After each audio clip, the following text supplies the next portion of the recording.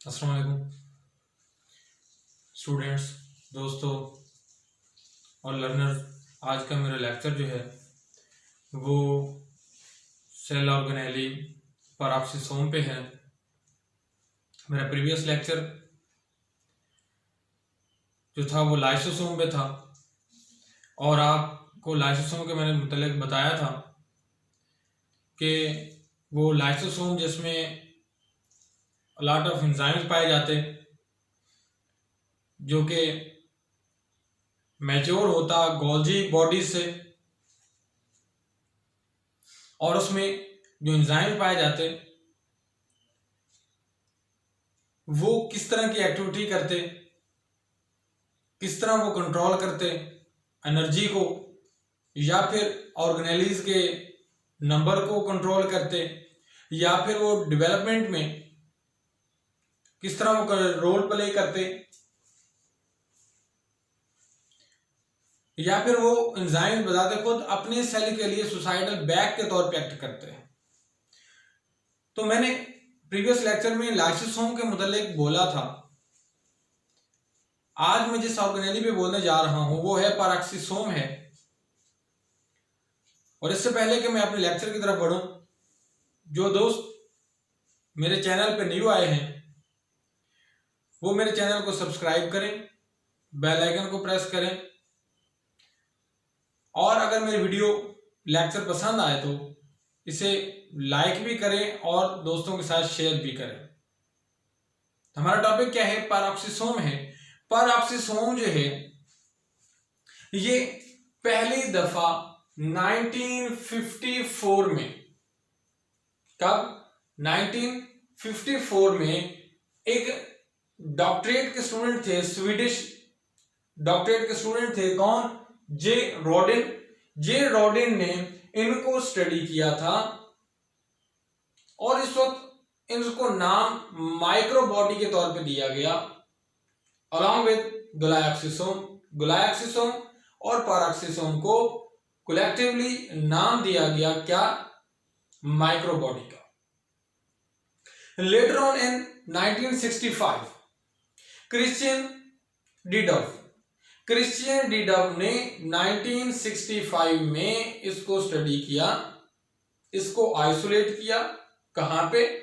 Animal cell में। और animal cell में कहां पे? एनिमल के लिवर के सेल में इसको आइसोलेट किया, स्टडी किया, और स्टडी करने के बाद इसको नाम दिया पैराक्सिसोम का। इसको क्या नाम दिया? पैराक्सिसोम का नाम दिया। अब इसको पैराक्सिसोम का नाम क्रिश्चियन डिडव ने क्यों दिया था? 1965 में क्रिश्चियन डिडव ने इसको लिवर सेल में, एनिमल के लिवर सेल में आइसोलेट किया और इसको पैराक्सिसोम का नाम दिया। पैराक्सिसोम का नाम क्यों दिया? इसको पैराक्सिसोम का नाम हाइड्रोजन पेरोक्साइड्स की वजह से दिया गया। किसकी वजह से? हाइड्रोजन, यहां पे देखिए जहां पे मेरी उंगली है, हाइड्रोजन पेरोक्साइड की वजह से इसको पैराक्सिसोम का नाम दिया गया, क्योंकि ये पैराक्सिसोम जो है ये हाइड्रोजन पेरोक्साइड को जनरेट भी करते थे और उसकी डिटॉक्सिफिकेशन में भी इन्वॉल्व थे। अच्छा, पैदा तो कर रहे हैं, ठीक है, उसकी सिंथेसिस में इन्वॉल्व हैं, ठीक है, समझ में आता है, मगर उसकी डिटॉक्सिफिकेशन का मैंने लफ्ज इस्तेमाल किया। इसका मतलब ये है कि ये हाइड्रोजन पेरोक्साइड जो सेल में बजाते खुद इसकी मौजूदगी जो है वो टॉक्सिक है, और ये टॉक्सिक सब्सटेंस के तौर पे काउंट होता है। अगर ये हद से ज्यादा बढ़ जाए तो सेल के लिए टॉक्सिसिटी क्रिएट कर सकता है। तो इसलिए जब इसकी एक्यूमुलेशन ज्यादा हो जाए तो इसको डिटॉक्सिफाई करना जरूरी ठहरता है। तो इसको डिटॉक्सिफाई करने के लिए पैराक्सिसोम्स ही इन्वॉल्व हैं। हाइड्रोजन पेरोक्साइड जो हैं उसको ब्रेक डाउन करने वाले कैटालिसिस एंजाइम जो हैं इसमें मौजूद होते हैं। इसीलिए चूंकि ये ऑर्गेनेली हाइड्रोजन पेरोक्साइड के बनने में, उसको सिंथेसाइज करने में और उसकी डिग्रेडेशन में उसकी ब्रेकडाउन में, उसकी जो कैटाबोलिज्म है उसमें इन्वॉल्व हैं, तो इसको इसीलिए क्या कहा जाता है, पैरोक्सिसोम्स के नाम से जाना जाता है। किसके नाम से जाना जाता है? पैरोक्सिसोम्स के नाम से जाना जाता है। और इनका डायमीटर 0.5 से लेकर 1 माइक्रोमीटर तक है। 0.5 से 1 माइक्रोमीटर तक डायमीटर है किसका? पैरोक्सिसोम्स का। 0.5 से 1 माइक्रोमीटर तक इनका डायमीटर है। और ये एक सिंगल मेम्ब्रेन बाउंडेड स्ट्रक्चर है। पैरोक्सिसोम्स क्या है? सिंगल मेम्ब्रेन बाउंडेड जो है वो स्ट्रक्चर्स हैं। कौन? पैरोक्सिसोम्स। अब ये जो सिंगल मेम्ब्रेन बाउंडेड स्ट्रक्चर हैं, इनकी मेम्ब्रेन जो है वो कहां पे बनती है? इनकी मेम्ब्रेन साइटोप्लाज्म के अंदर मौजूद दूसरी ऑर्गेनेली जिसे रफ एंडोप्लाज्मिक रेटिकुलम के नाम से जानते हैं। मैंने प्रीवियस लेक्चर में जब मैं लाइसोसोम के मतलब बता रहा था तो मैंने बोला था कि भाई लाइसोसोम, पैरोक्सिसोम और ग्लाइकोसोम RER से बनते हैं और SER के जरिए, स्मूथ एंडोप्लाज्मिक रेटिकुलम के जरिए ये ट्रांसपोर्ट होके पहुंचते हैं कहां पे? गोल्गी अपरेटस में। और वहां पे इनकी मैच्योरेशन होती है। ये पहुंचते कहां पे? गोल्गी अपरेटस के फॉर्मिंग फेज से, और वहां से फिर मैच्योरिंग फेज तक आते हुए इनकी प्रोसेसिंग होती है और ये प्रोसेस होके वहां से निकलते हैं गोल्गी वेसिकल की शक्ल में, वहां से ये बर्ड ऑफ होते हैं। अब ये क्या है कि इसके ये जो पैरोक्सिसोम्स हैं ये पाए जाते हैं कहां पे? ये प्लांट सेल में भी पाए जाते हैं, एनिमल सेल में भी पाए जाते हैं। और एनिमल सेल में ये ज्यादा से ज्यादा इनकी जो मौजूदगी नजर आई है वो लिवर में और किडनी में, क्योंकि किडनी में यूरिया की प्रोडक्शन हो रही है। लिवर में जो भी टॉक्सिक सब्सटेंस जाता है, लिवर उसके अगेंस्ट वर्क करता है, उसको डिटॉक्सिफाई करने के लिए काम करता है। वो चाहे अल्कोहलिक सब्सटेंस हो या ही कोई और सब्सटेंस हो, तो उसको डिटॉक्सिफाई करने के लिए लिवर वर्क करता है। तो ये पेरोक्साइड्स जो हैं, ये पैरोक्सिसोम्स जो हैं, इनके अंदर जो पेरोक्सिडेजेस एंजाइम मौजूद हैं वो वहां पे लिवर का साथ देते हैं और किडनी का साथ देते हैं और उन सब्सटेंसेस को डिटॉक्सिफाई करते हैं और बॉडी को बचाते हैं। ठीक है, प्लांट सेल्स में भी ये पाए जाते हैं। उसके अलावा अब ये जो पैरोक्सिसोम्स जो हैं इनमें अलॉट ऑफ एंजाइम्स पाए जाते हैं। मैंने नाम लिया है, इनके अंदर क्या है? बहुत सारे एंजाइम्स पाए जाते हैं जो कैटाबोलिज्म जो करवाते हैं, वो ऑक्सीडेशन भी करवाते हैं। ठीक है, तो मुख्तलिफ किस्म के इसमें एंजाइम्स पाए जाते हैं। अमीनो एसिड ऑक्सीडेजेस भी एंजाइम इसके अंदर पाए जाते हैं, कैटालेजेस, ऑक्सीडेजेस, ये तमाम एंजाइम इनके अंदर पाए जाते हैं। अब हम बात करते हैं इनके फंक्शंस की कि पैरोक्सिसोम जो है वो कौन कौन से फंक्शन परफॉर्म करते हैं। तो पहला क्या है कि ये प्लांट सेल्स में, प्लांट्स में जो ग्रीन लीव्स रखने वाले प्लांट्स हैं उनमें ये फोटो रेस्पिरेशन करवाते हैं। क्या करवाते हैं? फोटो रेस्पिरेशन करवाते हैं। फोटो रेस्पिरेशन में क्या होता है कि ये ग्लाइकोलेट को, ये पैरोक्सिसोम्स में पाए जाने वाले एंजाइम्स जो हैं, कौन सा एंजाइम मैं बताता हूं, ये ग्लाइकोलेट को ग्लाइसिन में बदलते हैं। वो प्रोसेस प्लांट के अंदर, वो प्रोसेस जिसमें ग्लाइकोलेट को ग्लाइसिन में बदला जाता है, उसे क्या कहते हैं? लाइट की मौजूदगी में, मैं फिर कह रहा हूं क्योंकि नाम इसको फोटो रेस्पिरेशन है, लाइट की मौजूदगी में ग्लाइकोलेट को ग्लाइसिन में बदला जाता है, इसे फोटो रेस्पिरेशन कहते हैं। और ये किसके जरिए होता है? इसे ग्लाइकोलिक एसिड ऑक्सीडेजेस एंजाइम जो हैं, ग्लाइकोलिक एसिड ऑक्सीडेजेस एंजाइम जो हैं वो क्या करते हैं? इनकी ऑक्सीडेशन करवाते हैं। ऑक्सीडेशन करवा के इसमें ग्लाइसिन पैदा करते हैं और ये वर्क जो है वो कहाँ पे हो रहा है? हायर प्लांट्स में, और उनमें लाइट की मौजूदगी में ये वर्क करवा रहे होते हैं। कौन? पैरोक्सिसोम। ये पहला फंक्शन था। मजीद क्या है?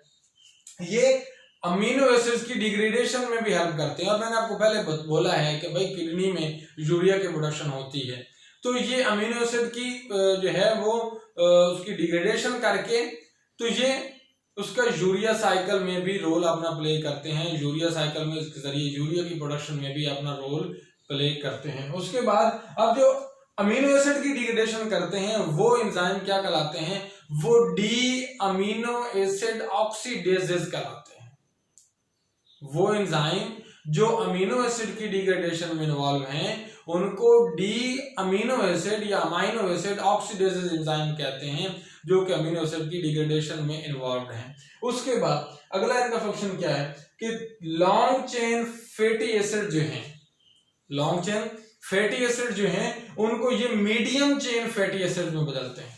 आपको पता है कि जो चेन फैटी एसिड हैं, लॉन्ग चेन फैटी एसिड जो हैं, वो नंबर ऑफ कार्बन की बुनियाद पे जितनी उनकी स्ट्रेंथ ज्यादा होगी वो उतना जो है वो लॉन्ग चेन होंगी। उनको ये तोड़ते हैं, लॉन्ग चेन फैटी एसिड को ये तोड़ते हैं, उनकी ब्रेक डाउन करते हैं और उनको किस में बदलते हैं, मीडियम साइज की जो मीडियम चेन की जो फैटी एसिड्स हैं उनमें बदलते हैं। उनमें क्यों उनके बदलने के बाद फिर क्या होता है, वो मीडियम चेन फैटी एसिड कहाँ पे चल जाती हैं, माइटोकॉन्ड्रिया में जाती हैं और माइटोकॉन्ड्रिया जो है उसमें ये रिएक्शन होता है इनका मीडियम चेन फैटी एसिड्स की, फिर ब्रेक डाउन होती है, उनका कैटाबॉलिज्म होता है और उनके कैटाबॉलिज्म के बाद वहां से CO2 और H2O पैदा होती है। अब यहाँ पे मैंने ये कहा है कि लॉन्ग चेन फैटी एसिड्स को बदला जा रहा है मीडियम साइज जो है वो चेन फैटी एसिड्स में और उनको फिर भेजा जा रहा है माइटोकॉन्ड्रिया में, जहां पे उन पे रिएक्शन होता है, उन पे कैटाबॉलिज्म होता है, कैटाबॉलिक एक्टिविटीज होती हैं और उसमें CO2 और H2O पैदा होता है। अब इसका मतलब है कि पैरोक्सिसोम जो है माइटोकॉन्ड्रिया की कोलैबोरेशन में वर्क कर रहे हैं, ये माइटोकॉन्ड्रिया के साथ मिलकर जो है वो वर्क कर रहे हैं, उनके साथ ये जो है वो इनका जो एक्टिविटी लिंक कर रही है। तो आगे चलते हैं हम आगे कि फॉर्मेशन ऑफ प्लाज्मेलोजेन।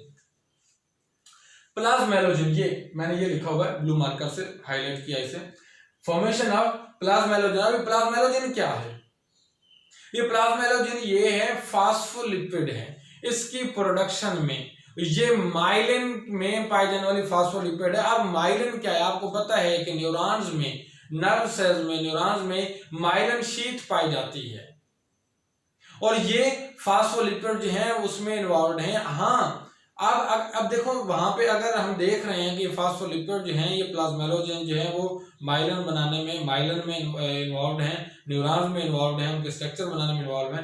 तो अगर कहीं ऐसा हो कि पैरोक्सिसोम की वजह से प्रॉब्लम हो जाए, ये प्लाज्मेलोजेन पैदा ही ना हो पाए, इसको सिंथेसाइज ही ना किया जा सके, फिर अल्टीमेटली से बात है एक डिसऑर्डर हमें नजर आ रही है, एक अबनॉर्मलिटी हमें नजर आ रही है और वो क्या है कि वो नर्व सेल्स को अबनॉर्मल कर देगी, नर्व सेल्स को प्रॉब्लम क्रिएट करेगी, नर्वस सिस्टम में अबनॉर्मलिटी काज हो जाएगी और जो नर्वस सिस्टम में अबनॉर्मलिटी काज होती है उसे जो है वो पैरोक्सिमल डिसऑर्डर के नाम से जाना जाता है। उसे क्या, किस नाम से जाना जाता है, उसे पैरोक्सिमल डिसऑर्डर के नाम से जाना जाता है, जो कि नर्वस सिस्टम में प्रॉब्लम होती है प्लाज्मेलोजेन की वजह से।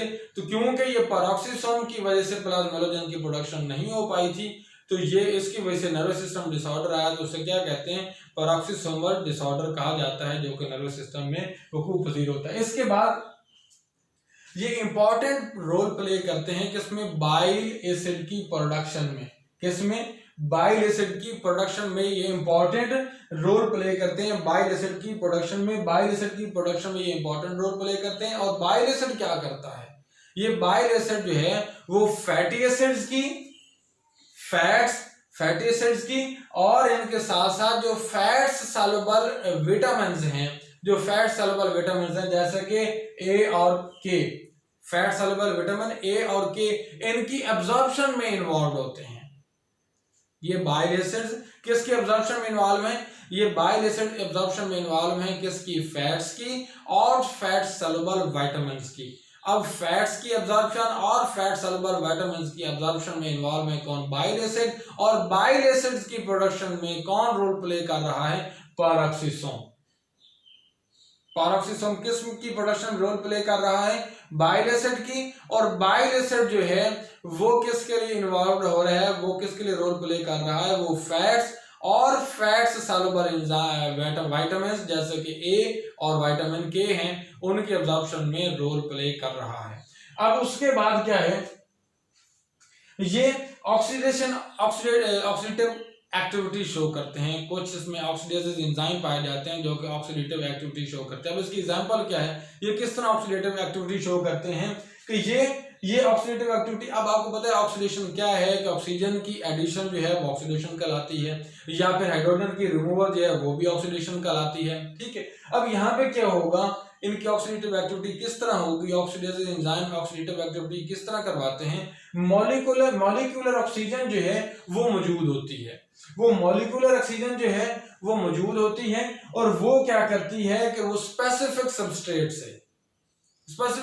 जिस पे एंजाइम एक्ट करने जा रहे हैं, इसलिए उसको स्पेसिफिक सबस्ट्रेट लिखा गया, और यहाँ पे स्पेसिफिक सबस्ट्रेट को R से जाहिर किया गया कि वो कोई भी स्पेसिफिक सबस्ट्रेट है। उस स्पेसिफिक सबस्ट्रेट मैंने इसे R से जाहिर किया है, मैं इसकी बात कर रहा हूँ। R स्पेसिफिक सबस्ट्रेट है जिस पे ये ऑक्सीडेज एंजाइम जो एक्ट कर रहा है।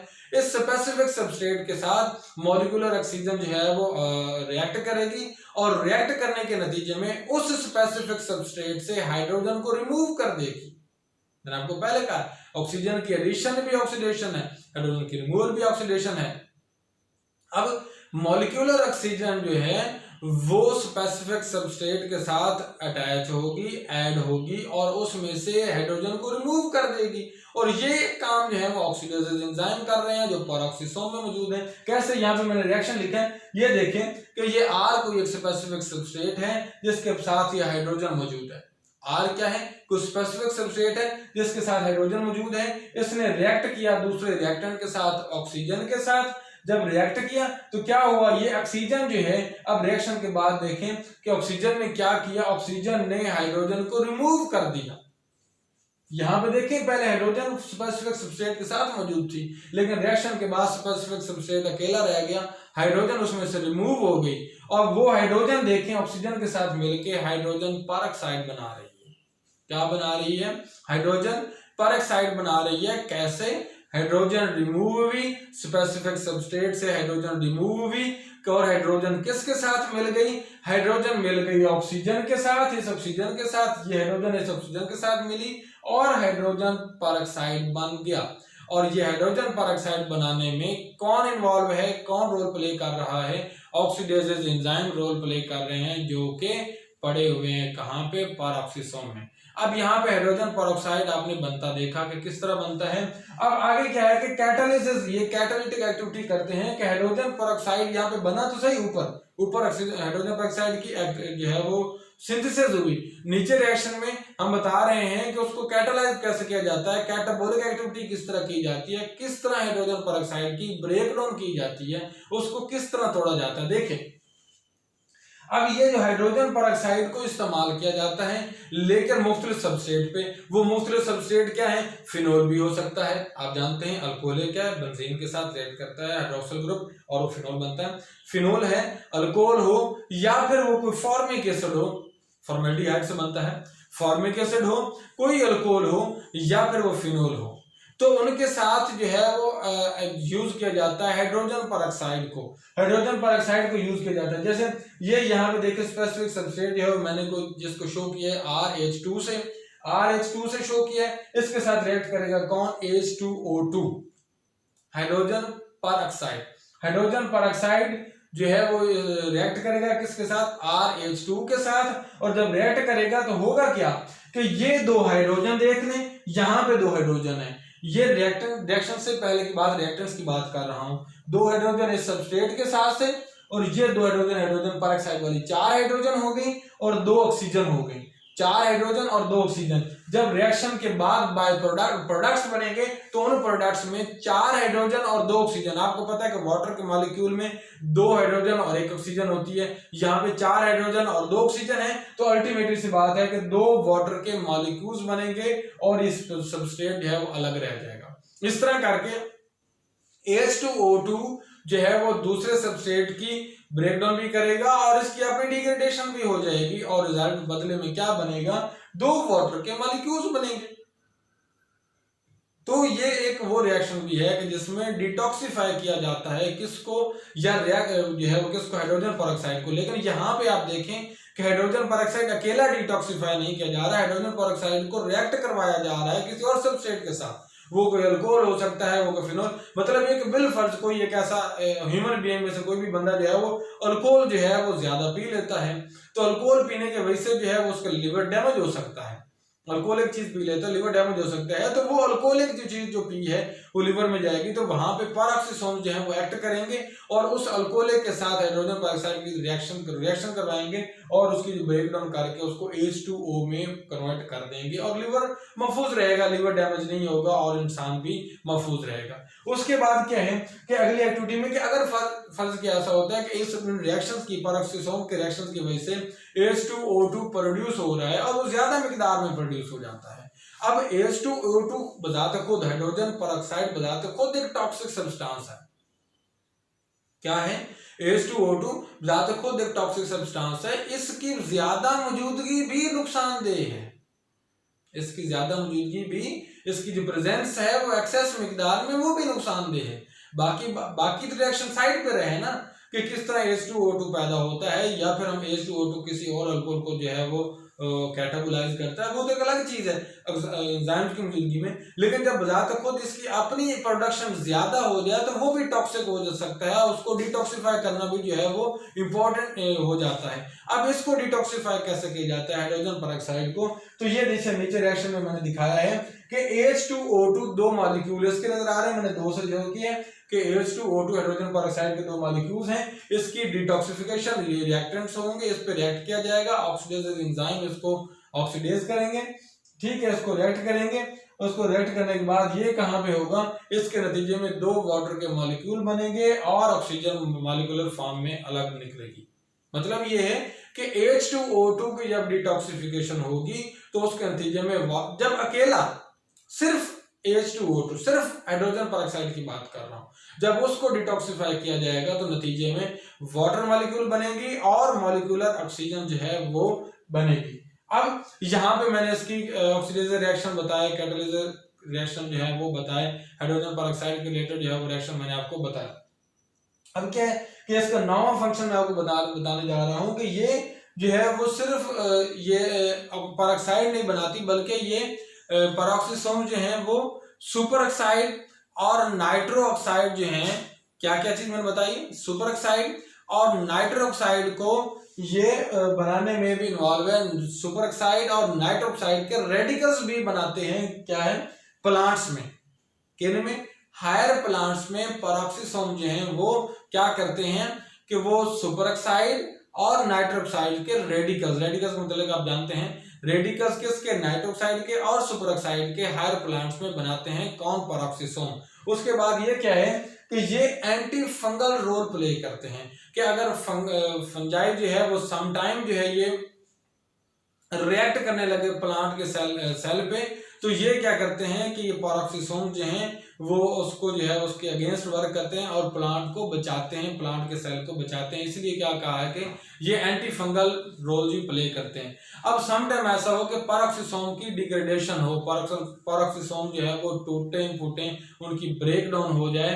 पेरोक्सिसोम खुद उस ऑर्गेनेली की बात कर रहा हूं कि जब पेरोक्सिसोम ऑर्गेनेली की डिग्रेडेशन हो, उसकी तोड़ फोड़ हो, तो उस वक्त उस प्रोसेस को क्या कहा जाता है, उसको हम क्या कहते हैं, पैक्सोफेगी। पैक्सोफेगी PEXOPHAGY, पैक्सोफेगी जो है इसके नाम से, जिस तरह मैंने कल ऑटोफेगी के मतलब बोला था, तो ये पैक्सोफेगी कहलाता है कि पैक्सो मीन पेरोक्सिसोम, फेगी मीन उसकी जो है वो ब्रेक डाउन जो है उसकी तोड़फोड़ करना। तो पेरोक्सिसोम की जब तोड़फोड़ होती है, उसकी ब्रेक डाउन होती है, तो उसमें क्या कहते हैं, पैक्सोफेगी के नाम से जानते हैं। तो ये चंद एक फंक्शंस थे जनाब पेरोक्सिसोम के मतलब। उम्मीद है आप लोगों को ये जो है वो लेक्चर की वीडियो जो है वो पसंद आई होगी। अगर पसंद आई है तो काइंडली इसको लाइक करें और दोस्तों को शेयर करना मत भूलें। अल्लाह हाफिज़।